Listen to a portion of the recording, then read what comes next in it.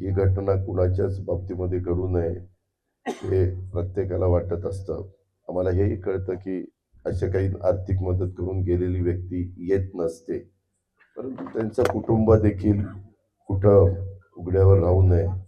त्यांच्या पुढं देखील त्यांचं व्यवस्थितपणे सगळी संसार त्या ठिकाणी व्हावा ही साहजिकच अपेक्षा त्यांच्या कुटुंबियांची आणि इतरांची पण आहे. तर त्याच्यामध्ये आम्ही स्वतः लक्ष घालून त्याच्यामध्ये त्यांच्या ज्या मागण्या आहेत त्या मागण्याची पूर्तता करण्याच्या करता माझा स्वतःचा नंबर त्यांना मी दिलेला आहे.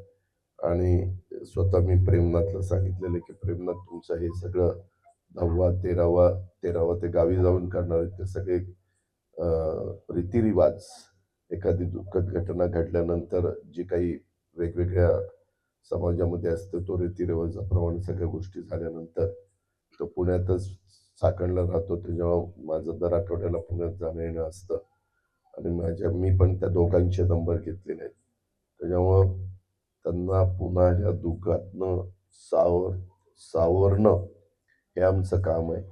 आणि सावरून पुन्हा त्यांच्या भावाला नोकरी नाही त्याला व्यवस्थितपणे नोकरी मिळवून देणं हे एक जबाबदारी मी त्या ठिकाणी घेतलेली आहे. आणि त्या पद्धतीनं त्याची जी अपेक्षा आहे मी बऱ्याच वेळी सगळ्या गोष्टी त्यांना विचारल्या. त्या अपेक्षांची पूर्तता करण्याच्या करता राज्य सरकार स्वतः राज्याचे प्रमुख मुख्यमंत्री असतील किंवा माझे सहकारी एकनाथराव शिंदे उपमुख्यमंत्री असतील किंवा मी असेल आम्ही सगळेच जण त्याच्यात जातीनं त्या ठिकाणी लक्ष घालून मार्ग काढून देण्याचा शब्द मी आजच्या भेटीच्या निमित्तानं त्या कुटुंबियांना दिले. ज्यामुळे त्यांच्या भावाला नोकरी नाही त्याला व्यवस्थितपणे नोकरी मिळवून देणं हे एक जबाबदारी मी त्या ठिकाणी घेतलेली आहे. आणि त्या पद्धतीनं त्याची जी अपेक्षा आहे मी बऱ्याच वेळी सगळ्या गोष्टी त्यांना विचारल्या. त्या अपेक्षांची पूर्तता करण्याच्या करता राज्य सरकार स्वतः राज्याचे प्रमुख मुख्यमंत्री असतील किंवा माझे सहकारी एकनाथराव शिंदे उपमुख्यमंत्री असतील किंवा मी असेल आम्ही सगळेच जण त्याच्यात जातीनं त्या ठिकाणी लक्ष घालून मार्ग काढून देण्याचा शब्द मी आजच्या भेटीच्या निमित्तानं त्या कुटुंबियांना दिलेला आहे.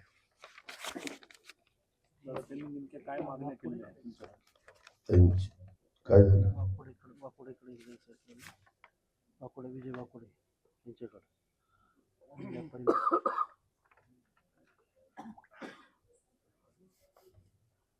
ह्याची सगळ्याची चर्चा झाली ना काल सभागृहात. स्वतः मुख्यमंत्र्यांनी सांगितलं.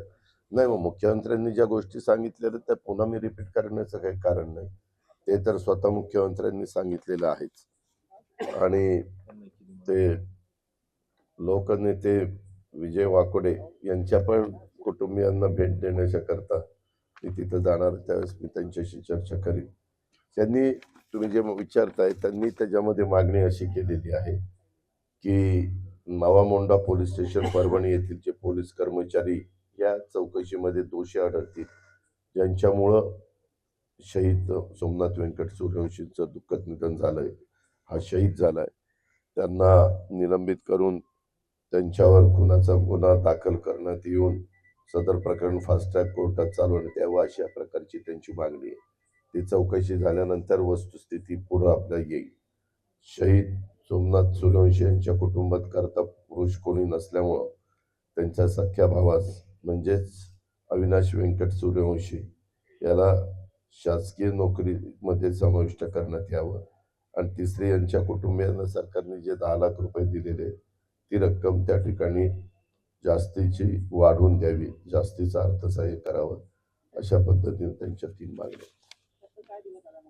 मी सांगितलं ना किंवा मी नोकरी आता पुन्हा कठीणच आहे तुमचं.